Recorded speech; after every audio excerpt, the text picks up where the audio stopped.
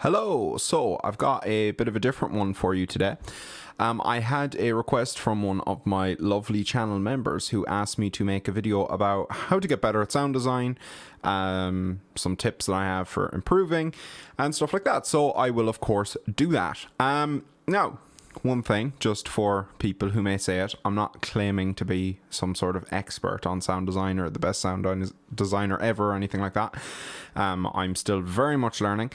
But I am certainly better than I was when I started. So I'm just going to talk about some of the things that helped me to improve. Yeah, it's not going to be particularly structured. It's just going to be a bit of a rant about different things that I think are helpful. Primarily one thing. Also, one other thing, you may notice my t-shirt's on inside out. I have noticed this. We have a bit of a superstition here in Ireland where if you put something in inside out on, if you leave it that way, it's good luck. So I ain't gonna mess with that. I don't know if that's in other countries as well. Maybe it is.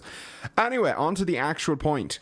So the first thing I want to talk about is the sort of stuff to use to get good at sound design.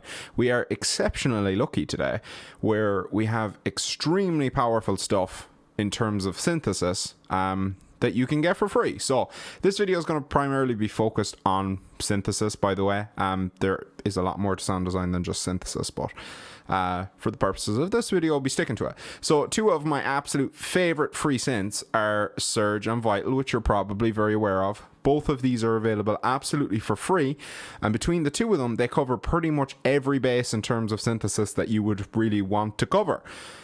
So you can pretty much learn anything you want for free. For the rest of the video, just because it's a little bit more visual, we're just going to be talking about stuff inside of Vital. So the overarching theme of this video really is going to be what I believe is the most helpful thing to learn anything, and that is limiting yourself. When you open up a synth like Vital or something like that, there's so many options. There's a bunch of wavetables you can load. You've got a bunch of different filter types, bunch of different effects. You got a lot of modulators going on, and that stuff is all great. But my advice is really there's a basic shapes in here. So you got a sine wave, a triangle wave, kind of a cosine, saw, square, and that kind of moves into narrower square shapes, pulse waves. I would advise when you start and just stick with the most basic waves, like a sine wave here, or your triangle or your saw, and see what you can do with those. So obviously you can load up all the fancy wavetables and stuff in here, but a lot of the wavetables are actually just based on simple waves being modulated either by a filter or by effects or things like that, and you can sort of gain more of an understanding by recreating those sounds with the basic shape. So yeah, basically my advice would be to say stick with a saw wave, maybe even for a week. Just focus on a saw wave and a filter, just a low pass filter, and try and make all the sounds you can just with a low pass filter and a saw. You will be shocked that you can make probably pretty much an entire track with just that combination. You could make your pad by having a slow attack and a release on your filter here. You could make a pluck by having sort of a quicker attack. You could make a pluck bass or a longer bass.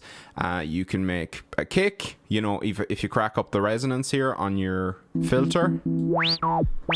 You've got kind of a sine wave kind of sound that you can use to make kicks and percussions and stuff like that. So I would just play around with trying to make as many sounds as you can with just a filter and a basic wave, and then maybe switch it up to the square wave and do the same thing.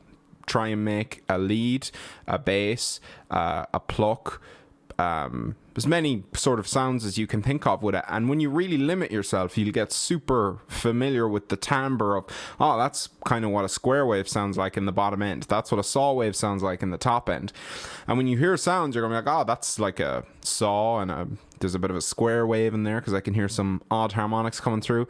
And when you really limit yourself, you'll even hear things like you'll have a good idea of where to set resonance for something. You'd be like, oh, that's kind of midway resonance, and that's a really resonant sound on your filters.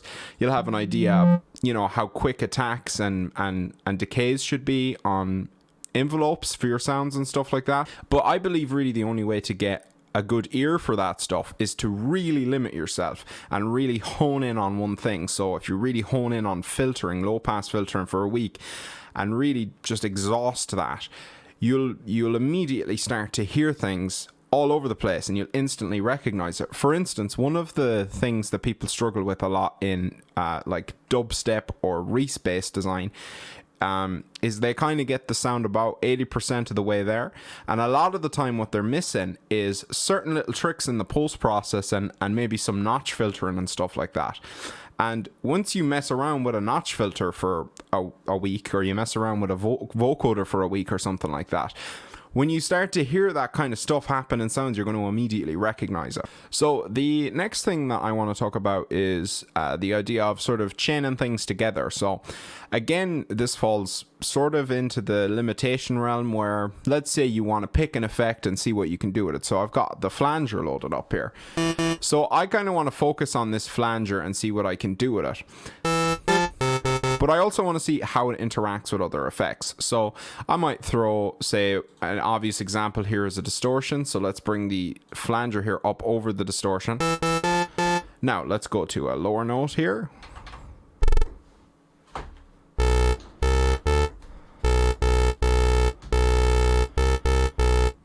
So what I want to do is, even though I'm using a distortion and a flanger, let's choose to just focus on the sort of timbral changes we can make with the flanger instead of messing with everything. So let's play around with different feedback settings here and see different centers.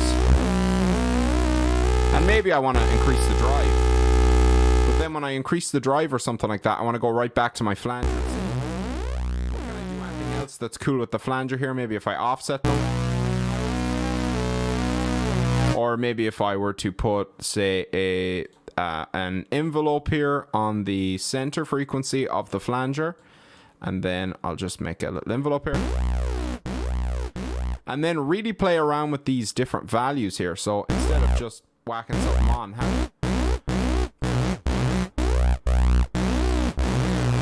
have a play around with the different frequencies.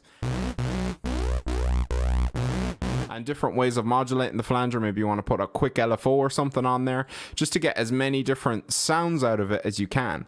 But it's really important to do this with a wave that you're kind of familiar with, like a saw wave or a square wave, because that's how you really sort of understand the character of how this is going to affect your sound. Then maybe you want to have a look at, what does the flanger sound like if I put it after the distortion instead of before? What are the differences there?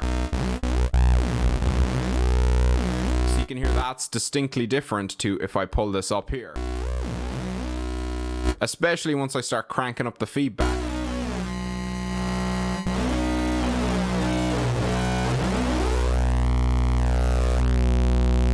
And you can hear the way it reacts in the high frequencies is very different to how it reacts in the low frequencies. Then once we've kind of played around with that, maybe we want to have a look at, say, a harder distortion here. And see how does that differ, maybe a sine fold.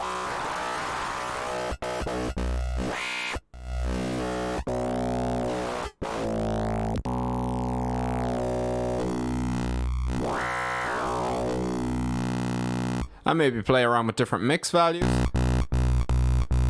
So now you've played around with your flanger, you've put it through a distortion.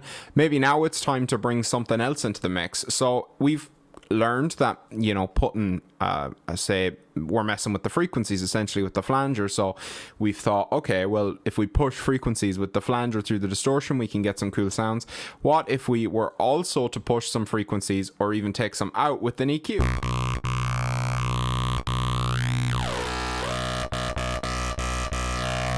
So let's combine these two together, and then obviously we know we might get some good results if we modulate that. So let's take our modulator here and let's modulate our flanger down here, and let's bring it up a little bit more than that, and let's modulate the EQ band cut off. Let's modulate that going upwards here.